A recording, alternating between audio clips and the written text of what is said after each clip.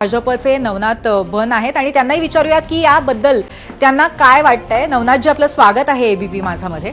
आणि अर्थातच माझा पहिला प्रश्न तुम्हाला असा आहे की जो सल्ला आपण ठाकरेंना त्यांच्या एकंदरीतच मेळाव्याच्या अनुषंगाने दिलेला आहे, म्हणजे ठाकरेंच्या शिवसेनेला दिला आहे, तोच आपण शिंदेंच्या शिवसेनेला आणि त्याचबरोबर संघाचा जो मोठा कार्यक्रम होतोय, उत्सव होतोय, त्या अनुषंगाने सुद्धा सल्ला तो देणार आहात का? पूर्वी जी हा सल्ला नाहीये, हा टोला होता। कारण सध्या उद्धवजी ठाकरे असतील किंवा संजय राऊत आहे, ते हे सल्ला शरद पवारांकडनं घेतात, सल्ला राहुल गांधीकडनं घेतात।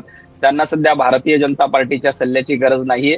वंदनीय बाळासाहेब ठाकरे यांचे विचार त्यांनी सोडून दिले आणि आता राहुल गांधींच्या मांडीला मांडी लावून बसतात। त्यामुळे ते सल्ला भारतीय जनता पार्टीचा ऐकणारच नाहीत, ते राहुल गांधींचा सल्ला मात्र नक्की ऐकतात। आणि गेल्या काही दिवसापासून उभाटा गटाचा इतिहास बघितला तर ते राहुल गांधींचा सल्ला ऐकताना आपण दिसत आहेत। आम्ही सल्ला अजिबात दिला नाही, आम्ही टोला लगवलेला आहे। संजय राऊत असं म्हणाले होते की मुंबईतले कार्यक्रम रद्द करावे, गरबा रद्द करावा, दांडिया रद्द करावा।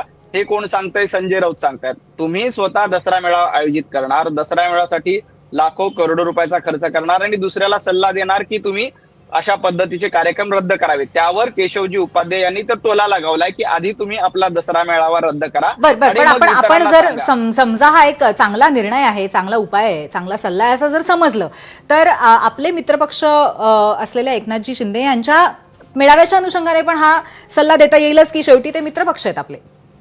नाही, आम्ही सल्ला दिलाच नाही, आम्ही टोला लगावलाय। एकनाथजी शिंदे हे यांना टोला यासाठी लगावला नाही की एकनाथजी शिंदे हे पूरग्रस्तांच्या मदतीला गेले, फक्त मदतीला गेले नाही तर तिथे जाऊन सर्वांना आधार दिला, मदत देखील पोहोचली। उद्धव ठाकरे ज्या गावामध्ये गेले होते त्या ठिकाणी जाऊन एकनाथ शिंदेनी मदत केली। आज भारतीय जनता पार्टीने पुण्यामधनं मराठवाड्यातील ओल्या दुष्काळग्रस्त शेतकऱ्यांसाठी मदत पाठवलेली आहे।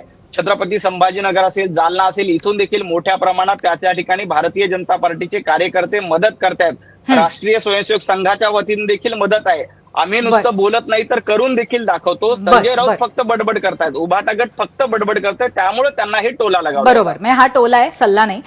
पण त्याचबरोबर आज आपण मेळाव्यांची चर्चा करतोय, तर आणखीन एक मेळावा जो बीडमध्ये होणार आहे, पंकजाताईंचा म्हणजे मुंड्यांचा मेळावा, तर त्याबद्दल सुद्धा संभ्रम आहे की तो नक्की कशा पद्धतीने होईल, तो साधेपणाने होईल असं म्हटलं जातंय। पण तुमचं काही बोलणं झालंय का याबद्दल पंकजाताईंशी? नाही, दरवर्षी आदरणीय गोपीनाथजी मुंडे साहेब हे यांनी या मेळाव्याची सुरुवात केली आणि आमच्या नेत्या आदरणीय पंकजाताई मुंडे ह्या वारसा पुढे चालवण्याचं काम करतायत अतिशय साधेपणाने।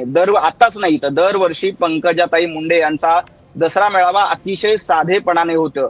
सर्वसामान्य ऊसतोड कामगार, बीड जिल्ह्यातील नागरिक, नगर जिल्ह्यातील नागरिक या मेळाव्याला मोठ्या प्रमाणात साजरे एकत्र येत असतात। आपल्याला सगळ्यांना कल्पना आहे की सावरगाव इथे भगवान बाबांचं जन्मस्थान आहे आणि त्या ठिकाणी अशा पद्धतीचा दसरा मेळावा सुरू करण्याची परंपरा पंकजाताई यांनी सुरू केली आणि त्यामुळं सर्व भक्तगण, याच्यामध्ये नुसतं राजकीय कार्यक्रम नसतो, सर्व भक्त भाविक या कार्यक्रमाला दसऱ्याच्या निमित्ताने सोनं लुटायला येतात आणि तिथं अतिशय साधेपणाने, याच वर्षी नाही तर दरवर्षी अतिशय साधेपणानं लोक घरच्या भाकरी आणून, लोक घरच्या भाकरी खाऊन त्या ठिकाणी दसरा मेळावा साजरा करतात। कारण ते साधे ऊसतोड कामगार आहेत, सर्वसामान्य लोक आहेत आणि अतिशय साधेपणानं दरवर्षी उत्सव होतो। म्हणजे नवनाथची परंपरा राखायला आपली कुठल्याही पद्धतीची मनाई नाही, परंपरा राखणं चांगलंच आहे असं आपण कुठेतरी म्हणताय?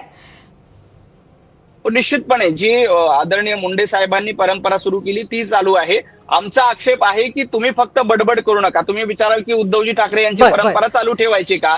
मुळामध्ये उद्धवजी ठाकरे यांनी चालू ठेवावी त्यालाही आमचा आक्षेप नाही, परंतु ते जे सांगतायत ना की यांनी हे करावं, त्यांनी बंद करावं, त्यांनी हे करावं, दुसऱ्याकडे बोट दाखवण्यापूर्वी उद्धवजी ठाकरे यांनी किती रुपयाचा चेक मराठवाड्यातील माणसाला द्यावा याचा एक फोटो दाखवा।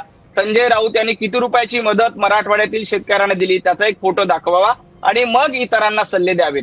भारतीय जनता पार्टी असेल, एकनाथजी शिंदे असतील, सातत्यानं बांधावर जाऊन लोकांना मदत करतायत। आज आमचे प्रदेशाध्यक्ष रवींद्र चव्हाणजी यांनी पुण्यामधून मदत पाठवली। नवनाथजी, म्हणजे मला फक्त एवढंच म्हणायचंय की मुळात परंपरा राखण्याबद्दल आपला काही आक्षेप नाहीये, तो एक काय म्हणतात त्याला सिच्युएशनल किंवा तो परिस्थितीजन्य टोला आहे असं आपण आम्हाला सांगितलेलं आहे। धन्यवाद, आज आपण इथे आलात आणि या विषयावरती चर्चा केली त्याबद्दल।